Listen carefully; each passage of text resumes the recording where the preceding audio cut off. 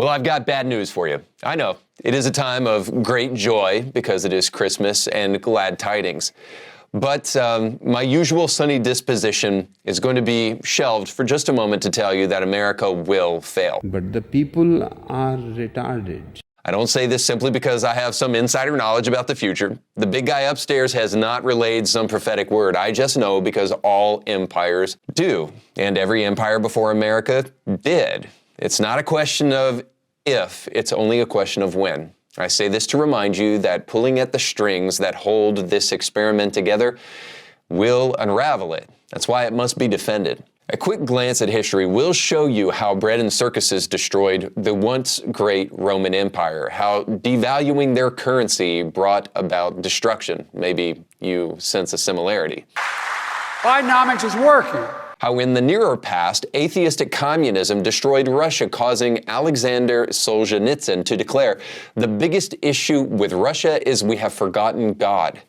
You'll notice every one of those things are internal rather than external. Sure, empires of the past fell because of external forces very often, but almost always the biggest threat lies within.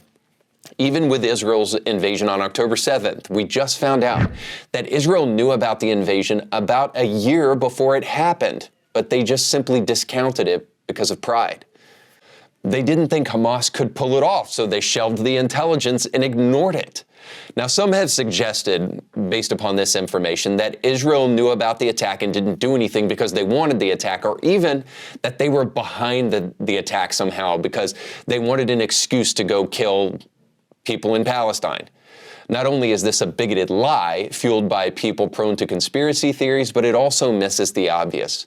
We very often are our own worst enemy because we often do not take threats seriously well until it's too late. This is where Christians are the worst. Rather than fighting the real enemy, they don't take what's really going on seriously in the culture, and they prefer rather to fight among themselves, accusing religion of being the biggest enemy, or even their own fellow evangelicals of being the real problem, rather than the fact that we have a radical contingent of Marxists who believe what Marx taught, especially when he taught things like the destruction of Christianity. He said this: to destroy Christianity, we must destroy the British Empire. I mean, he's saying the quiet part out loud. He doesn't really care about the British Empire as much as just killing Christianity. He was not only showing the extent of his hate for society, he was showing how much he hated Christians. Why did he deem it as such a threat? Well, because Christianity holds a society together, and it holds ours together. So what if I told you that, atheist, you're playing right into the hands of your own destruction? What if I told you, as Christianity goes, so goes the West? What if I told you that your church hurt is no excuse to label a whole religion? What if I told you you need Jesus? All these are true, but honestly, I threw the last one in there just to get a reaction in the comment section.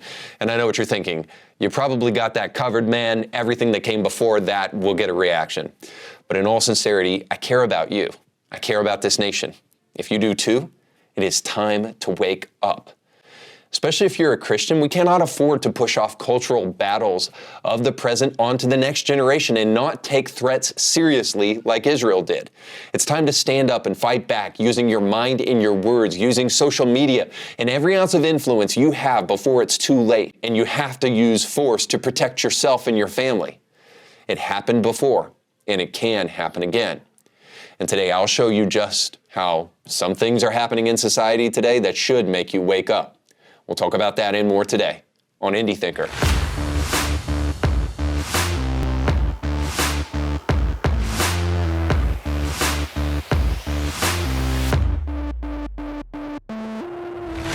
Welcome to the show. Don't forget to like, share, and subscribe. Now, it's the holiday season, and it's a perfect time to buy a gift. And there is no better way to buy a gift than by buying online. That's why I want to encourage you to check out our online Herbal Alchemy store. By buying great, all-natural health and beauty products from our Herbal Alchemy store, you will not only kick woke out of your bathroom and out of your kitchen, but you'll save yourself a whole lot of time and perhaps even your eternal soul, because you won't have to go to Target to get any any of your health and beauty products, you can go right to the comfort of your living room and to our Herbal Alchemy store to get the best products. And the most important thing to know is that when you purchase from our Herbal Alchemy store, some of the proceeds will go directly back to Indie Thinker to help us create great content like what you're seeing today. So take a moment, go to the description of this podcast or go to the link on the screen, and you can check out our Herbal Alchemy store where you can find the best all-natural health and beauty products. There's an old saying, don't cut off your nose to spite your face, but apparently the modern left has heard nothing like it because they love doing it. The same people who throw around the terms neurodivergent, non-binary, queer-affirming, and gender-affirming care, these same people are very, very interested in making sure that you do not get Christmas Eve and Christmas Day off at work. And if they get their way, everybody will be more miserable because of more days at work and less time with their family. Now, obviously, I'm not sure these people have done anything to actually keep family in their lives rather than to just push people away because they're so miserable, but let's just say that the end result of a federal commission in Canada would be that Christmas is no longer celebrated because it is neo-colonial and must be done away with. That's right, Canada is in the process of canceling Christmas. So according to a federal commission, they declared Christmas holiday is religious intolerance. The Canadian Human Rights Commission, which wields broad quasi-judicial powers, argued that a day off on Christmas is discriminatory. Now, I know you may be having a moment of deep soul searching and you may be asking to yourself, what in the hell is wrong with these people? But let me give you an idea of exactly what is wrong with them. And if you already know before I say it that it has something to do with the fact that these people are blinded by hate, well, you would be correct. But let's see in what way. The report will go on and it will say an obvious example of the kind of Christmas hate and Christmas bigotry and intolerance that comes every time this year can be found in this way. An obvious example is statutory holidays in Canada. The report adds, noting that the Christian holidays of Christmas and Easter get days off, while non-Christians have to request special accommodations to observe their holy days. Now again, one of the real problems with this is that at the end of the day, all you're going to do is get less days off. And let's be really brutally honest here and just realize that the exact opposite is really true here, that leftists have been trying to force their holidays upon society. And the reason you guys aren't getting much traction is because all of your holidays have to do with like sexual deviancy. And if you really want to try to get days off and you want to start pushing those into federal holidays, you might have to create holidays that don't have to do with sticking your private parts in places. Now on the screen right now, you can see an example of all of the holidays here we have in America, or supposed holidays, which by the way, means holy day. And I maintain the term holiday here because these are holy days to the left. All of these holidays that you see on the screen right now are holidays dedicated to sex and who you have sex with. So again, I argue that the reason you don't get leftist holidays like we get holidays is because clearly we have better holidays than you. So quit being a party pooper and just go to the Christmas party. Ultimately, the vast majority of people who celebrate Christmas at these Christmas parties anyway probably are just going to go to get drunk, and so it won't be a real celebration of Christ because the culture has done everything they can to secularize Christmas. So please, quit being a party pooper and put your big boy pants on and just go to the party because nobody's shoving Jesus down your throat. You're not oppressed. The paper will go on to totally ignore the fact that Canada is pretty pluralistic, and rather it focuses primarily on one glaring exception to Canada's record on religious tolerance: the decades-long state push to eradicate traditional Indigenous spirituality in favor of Christianity, mostly through the Indian residential school system. The Canadian Human Rights Commission cites this not as an anomaly, but as emblematic of Canada's identity as a, quote, settler colonial state. So essentially the argument is that through Indian residential school systems, because they celebrate Christmas, they've tried to get rid of Indigenous Indian practices. So I want to get to that claim in just a moment, but I want to get to the latter claim about Canada being a settler colonial state. I find this hilarious because what's interesting is that they can declare Christmas a settler colonial holiday and that all Christians are settler colonialist, and then have a problem with stereotypes. I mean, even in the letter, if you read it, and I can link it down for you guys in the description of the podcast, you'll see that they give examples of the way in which society kind of ostracizes other people who are not Christians by like saying stereotypical things like, hey, you Jews are good with money or something like that, or hey, if you're Jewish, I'm going to hire you as an accountant in my business because obviously you Jews know how to deal with the gold. So ultimately, those are all stereotypes that should never be used. But of course, if you make a stereotype about a Christian as being all colonial settlers and being oppressors, well then of course you can make that one, because I don't know if you know this by now, neocolonialism, settler, colonial state, all of that is code for I hate Christians, and I want everybody else to hate it too because I love temper tantrums because I'm immature. Now, let's go back to the idea beyond the audaciousness to be totally stereotypical and then to blame other people for using stereotypes. I guess we should say one more thing about that some stereotypes are useful because they're true, and if they are, then hey. But more importantly, let's go back to the idea that because the school system in Canada allows breaks for Christmas, that somehow they are being intolerant and rude and mean to other Indian residential schools in the system, and that it favors Christianity more so than religious indigenous practice.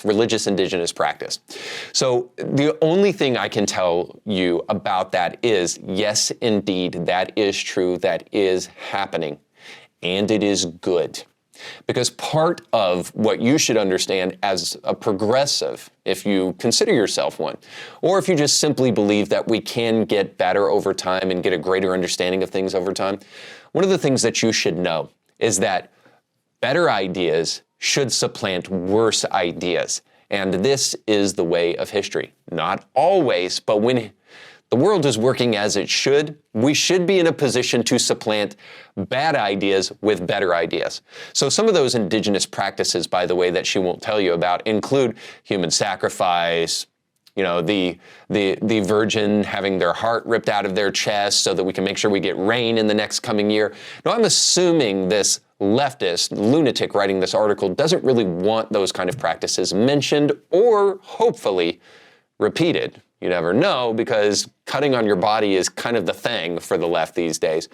But let's give them the benefit of the doubt, and let's say they don't really want indigenous practices brought back as a celebration in the West. Let's just stick to the idea that Christianity has been a major benefit for the West, and it is one of the reasons why civilization has reached its peak in the present, because Christianity has helped civilize the West, and it is a good thing to celebrate the things that come along with Christianity. So all I can tell you is, friend, your bigotry is showing, and if you really want what's best for people, maybe we should just discuss what is the best ideas rather than discuss equality. If all ideas were equal, fine, celebrate them all equally.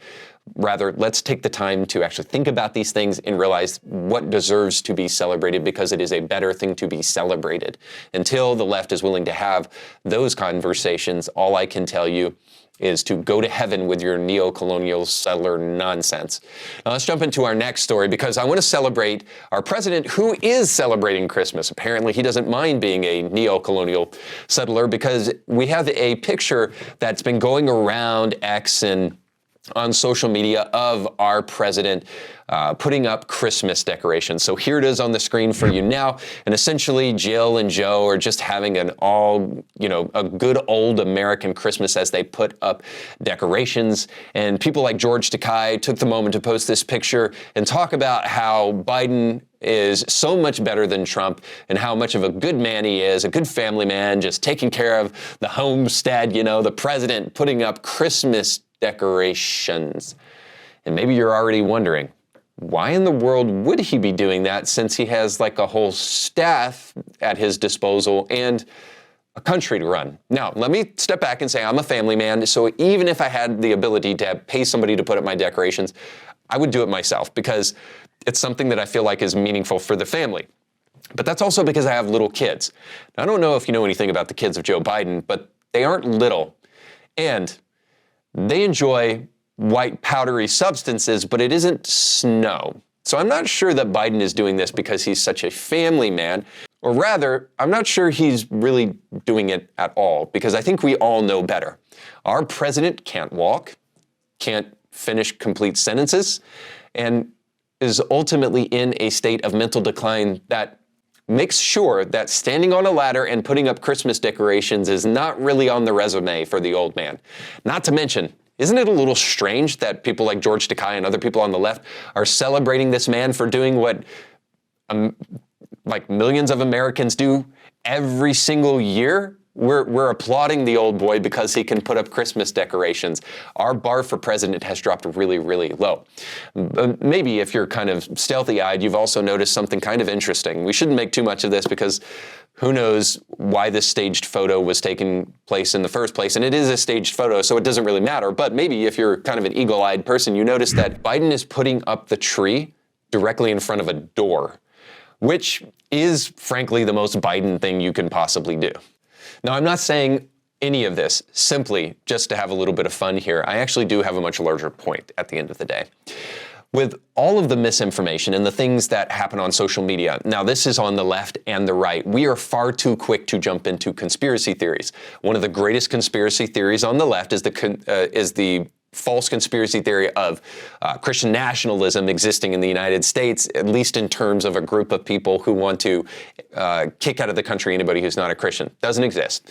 Kind of like the idea that white supremacy is kind of such a great threat in America today, which it really, truly isn't, especially when we're aborting millions of babies, or some of the conspiracy theories like Pizzagate and other things that were on the right. The point of me showing you this picture and talking about these conspiracy theories is that we need to be able to process information in a way that doesn't discredit where we stand on things.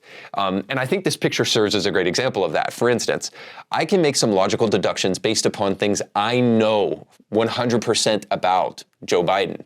I know that the man can't finish sentences. I know that the man can barely walk. I know that the man, when he stops his bike, just falls over randomly.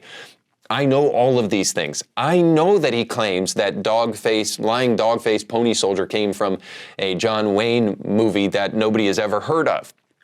But I know all of that, and so I take that into consideration when I look at this man with this photo. I take into consideration the fact that he's the president, and take into consideration the fact that surely, as wicked as Joe Biden can be to people, especially those who disagree with him, surely he is not taking the time to put up decorations when he could just make his staff do it for him. I take all that into consideration, and I can logically piece together facts that I know and have accessible to me, and then I can make a deduction about something that I don't really know. And here's the problem, especially for my friends on the right. Very often, when they develop conspiracy theories, they do so using information that they can't really know.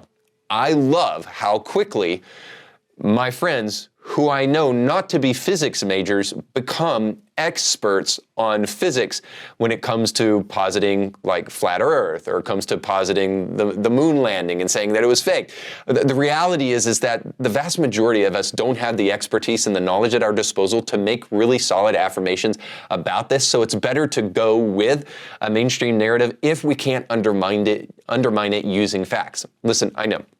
It's disorienting to have a news media that you cannot trust to tell you the truth ever. I understand that it is much easier just to assume that everything that they're saying is lying. And in fact, I think there's a little bit of mental health in that. However, when it comes to big claims, and I'm specifically hearkening here to what took place in Israel, because there's a lot of conservatives who came out with, quite frankly, I think pretty gross insinuations about what took place in Israel. And the information that was just released that Israel knew about the attack in advance has caused some people to believe that their accusations about Israel were in bounds. And one of those people specifically I'm speaking of is Charlie Kirk. I love Charlie. He's a fellow believer in Christ.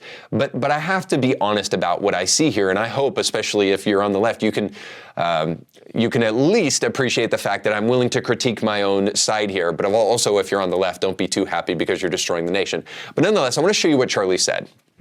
The translated document, which was reviewed by the New York Times, did not set a date for the attack, but described a methodical assault designed to overwhelm the fortifications around the Gaza Strip, take over Israeli cities, and storm key military bases, including a division headquarters. I was smeared as anti-Semite and Holocaust denier for even broadcasting this topic. Turns out I was onto something. Israeli officials obtained Hamas battle plans for the October 7 terrorist attack more than a year before it happened. Documents, emails, and interviews show, but Israeli military and intelligence officials dismissed the plan as aspirational, considering it too difficult for Hamas to carry out. Now, I don't think Charlie is being an anti-Semite, and I don't think he's generally a bigot like the left thinks he is.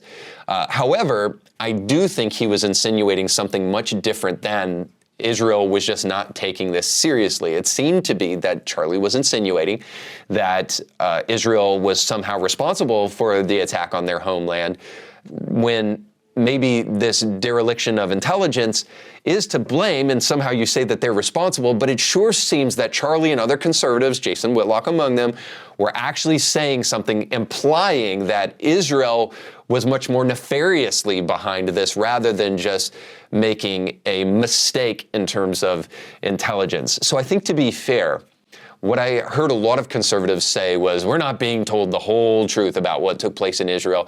And perhaps they were just using what took place on October 7th. They were just using that as a cover for their vendetta against Hamas or against Palestinian people or something like that. And it's odd how when we impose these radical conspiracy theories, we often find ourselves agreeing with people on the left. You should be somewhat cautious about that whenever that takes place. But simply, I just want to encourage all of my thinking Christians out there, all of my thinking conservatives out there, when you make a deduction based upon things that you see on the internet or that you hear in the news, make sure that you have the evidence to support it.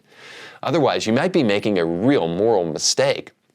To suggest that Israel was somehow behind the attacks of October 7th is to say, essentially, they're responsible for rape, for murder, for mindlessly killing grandparents, old women, all of these things. Israel is somehow behind, and you better have the evidence to back up that claim if you're going to make it. These kind of broad-based assertions, they don't have not only the evidence necessary, but they also don't have an implication-less kind of impact. I think that there are implications when we make these kind of broad-based assertions, and more importantly, I just want us to think clearly about these things. I'm only arguing for this. If you're going to make a claim, make sure that the evidence matches the level of the claim that you're making. What we need to understand is that to suggest something to the degree that Israel was behind somehow October 7th, simply because they knew about it in advance, if indeed Charlie meant that or not, I don't know, but I know some people did. If we're going to make that assertion, we better make sure that we have the level of evidence to back up such a large claim. And very often, we have little evidence and a huge claim that we're making. And I see this from conservatives all the time. It discredits us, but I'm not really concerned about that. I'm more concerned about the fact that our apprehension of the truth will be used in our favor, or our lack thereof will be used against us. And that's why I think it's very, very important we know how to be discerning people, especially at this hour of extreme disinformation. All right, let's jump into our final segment, Bible Study with Democrats. Oh, God of pronouns. Well, our final segment today will go, I think, rather briefly because I simply want to take the time to respond to Ben Shapiro's appearance on the show Premiere Unbelievable with the cosmic skeptic Alex O'Connor. Now, in Tuesday's show, I mentioned that I respect Alex. I think Alex is a smart guy. He doesn't resort to ad hominem attacks. But I also made the assertion that many of you atheists will fly off the handle and just dislike, but it is what I truly think about the issue, that outside of the kind of ad hominem attacks of the Dawkinses of the world and the Christopher Hitchens of the world, atheism really has some large, huge holes in it that it can't really justify. And I think in the past, atheists have tried to make up for the logical inconsistencies of atheism with ad hominem attacks, with kind of indignation and with volume and with witticisms. They've made up for their lack of ability to truly argue for their position with those kind of things. Now, let me try to be fair and just to say this, that more generally speaking, I just think that the claim of atheism is far too hubristic, and a more modest claim of agnosticism should be given by atheists out there. Listen, I know you may tend toward God doesn't exist, but I think you should be a little bit more honest and say, but I cannot prove he doesn't, so the claim of agnosticism is way more fair than atheism. So I'm merely just pointing out the fact that atheism doesn't have the goods. And when you have a guy like Alex O'Connor come on a Christian show like Premiere Unbelievable and debate Ben Shapiro, I'm not ready to crown a winner or a loser per se, but I'm just ready to say here we again have atheism being exposed as a very weak and flimsy ideology, and I'll try to show you why here on this segment of the show today. So first, I want to get into the conversation of free will. The show starts off with kind of the more deterministic argument from the scientific naturalistic perspective with Alex and Ben arguing for free will. So here's just a little bit of that. So if I were going to talk about the atheist delusion, that's what I would suggest is the delusion, that an atheist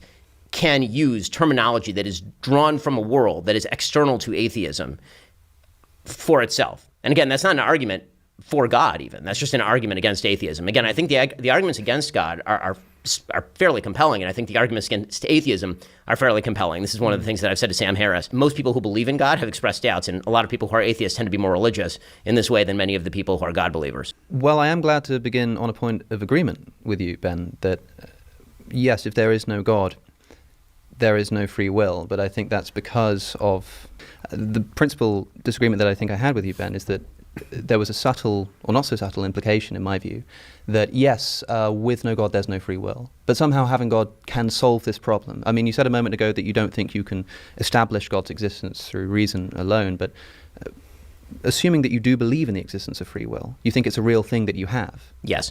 Okay, so hopefully that was helpful to you to see, and it gave you a little bit of an idea of what the conversation looked like. Now, I'm going to be the first to admit to you, I'm a philosopher, theologian, apologist, and not a physicist. Somehow I don't think Alex is either. I don't know what his background is, but I can only tell you this, that the assertion of determinism does not have any scientific backup in terms of empirical and objective evidence to prove that free will does not exist.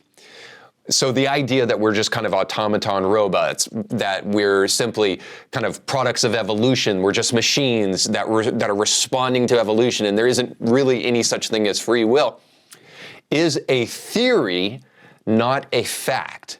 And so my problem with that is ultimately Ben is arguing for free will on a faith basis, and then Alex O'Connor then is just simply arguing for determinism on a faith basis as well. And so in the conversation, Alex says, you're gonna just have to ask yourself who's really operating under the delusion. Well, if I'm an agnostic, I'm gonna say both of you guys, because the reality is both of you seem to be making blind faith assertions. I am on the side of Ben. I believe free will exists, and I believe God gives us free will. I believe love only exists, and it is one of the greatest things that exists. It's something that Albert Einstein said is the greatest force that holds the human species together. I believe that it does exist, and I believe it exists because I believe there is a God who created us with free will. Now, I just don't understand how that is any different without the basis of, a holy book that we can argue later whether or not it's accurate or not, but without any basis other than scientific assertions that don't really prove what it claims to prove, how you can say that that's anything other than a blind faith assertion too.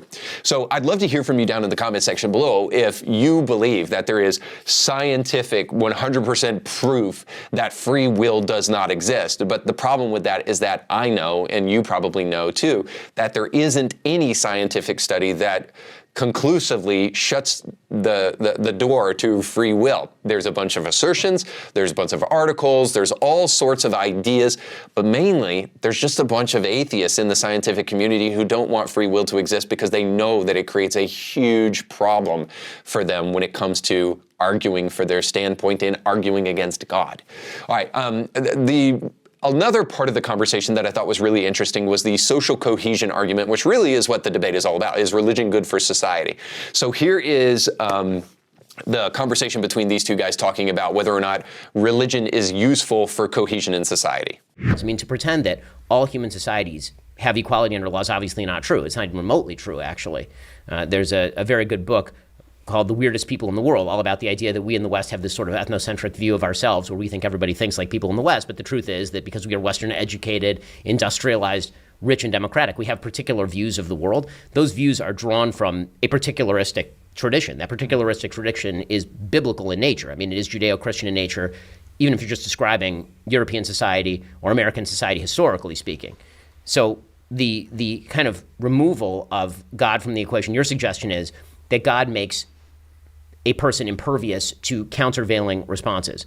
And my answer is yes, God does make a person impervious to countervailing responses, including the evils of one's own heart, if you truly believe that God is standing above you, telling you not to do that thing. And again, social science tends to bear this out. People who believe that God is above them tend to give more charity, for example. It's because you mentioned how the sort of culture of Europe and its success and America is indebted to Christianity. I mean, this is of course true in a sense, but there's been a recent revival, it seems. I don't really know quite how it's happened. I think it's got a lot to do with Tom Holland, maybe. That's the historian, not the superhero. Not Spider-Man.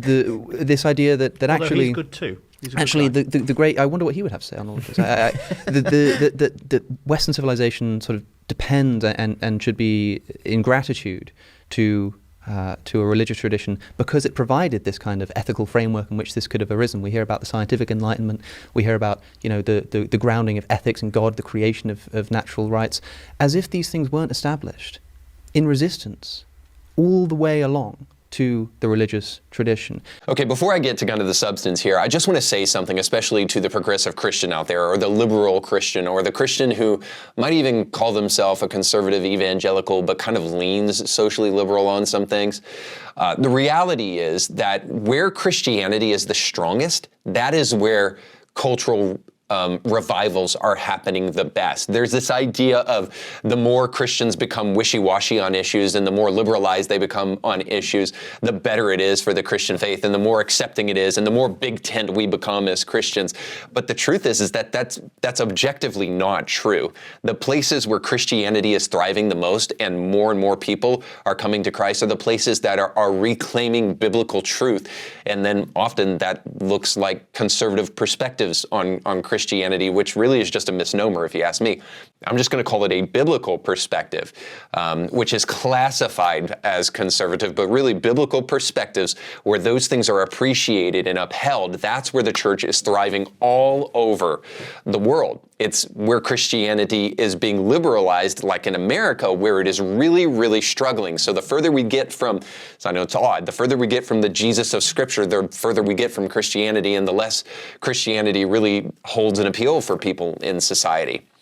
So needless to say, I say all of that simply because the liberal argument about social cohesion is that we don't really need it. We don't need strong religious social structures in order to keep our society together. Now, I will agree with Alex here that it's a little hard to discern how social cohesion can truly be measured. There are some ways in which we can talk about it, but can it truly be measured? almost always subjectively only, and in a minor way objectively true. However, just because something is subjective doesn't necessarily mean it is not true. So you might be able to say you can't objectively prove that your wife loves you, but it is nonetheless true that my wife does love me. I can't objectively prove to you necessarily that red exists, but it does. Or I can't subjectively, prove to you that hate exists. I might be able to show you the implications of hate, but the actual the feeling, the emotion of hate. But I think we all know that it does. So ultimately, I would just say, simply because we don't have an objective metric to detail whether or not social cohesion really is objectively measured and whether or not religion plays into that, shouldn't undermine the fact that I think we all generally know that social structures make up a society, and one of those social structures in every single civilization throughout the history of the world has been religious societies. And so religion does play a part and an important role in society in helping us kind of cohere as a society. All right, probably the most viral clip from their conversation is where Alex O'Connor is kind of like really drilling Ben on the subject of slavery. So here's a little bit of that. A divine revelation has to be given to human beings who are capable of following that in the time. Again, that's part of the difficulty of I think rebutting religion in a certain sense, because again, it seems wiggly, but it really isn't, in the sense that if you believe, as I do, in a God who spoke to human beings in some form or fashion and has to speak to them on a level that they can understand, in ways they can understand, then that immediately is going to discount the ability to do a lot of very radical things that would have appeared radical in 1200 BC, but now appear to be commonplace for us. Yes, I understand this argument, and I've heard it many times.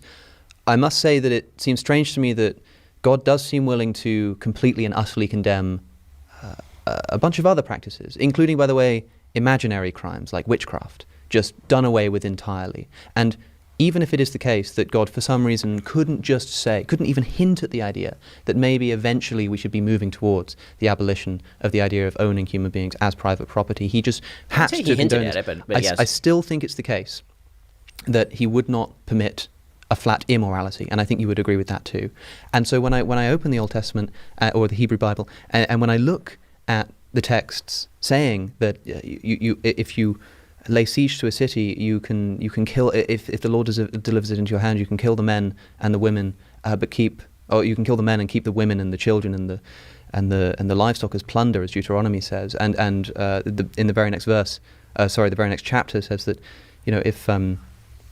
if you see a good-looking woman, and I'm not interjecting that. If somebody finds an attractive woman, yes, Ifatoar is the actual Hebrew. Yeah. Then they can take them for themselves, and if they want them as their wives, and they take them home, they shave their head, they cut off their fingernails, they give them 30 days to mourn their old husband, who you may very well have just killed, and then you can take them as your wife. When Numbers 31 has Moses instruct the slaughter of the Midianites, saying, kill all the men, and this time the women get killed too, but not the women who haven't slept with a man. And why might that be? And it says that, keep them for yourselves. And I hear all the time that this is some kind of liberalizing process. Maybe it's because, these people wouldn't survive on their own. It's some kind of protective measure to make sure that you're looking after them. If that's the case, then why does it only apply to the virgins? That seems a little bit suspect to me. All right, so you get the idea here. God's omnipotent, and if he is omnipotent, and if he is good, then why in the Old Testament didn't he say that it was bad to own slaves? Shouldn't he have just made this moral restriction and just said at this point in time, stop doing it altogether? Ben kind of argues a more progressive standard by saying that, hey, they owned slaves, and every society back then owned slaves, and so God was trying to wean them off of slavery. So I agree with Alex here. I think that's kind of a weak argument, but I'm not so sure that everybody online, is saying that he owned Ben. I don't really think that's true, and here's why.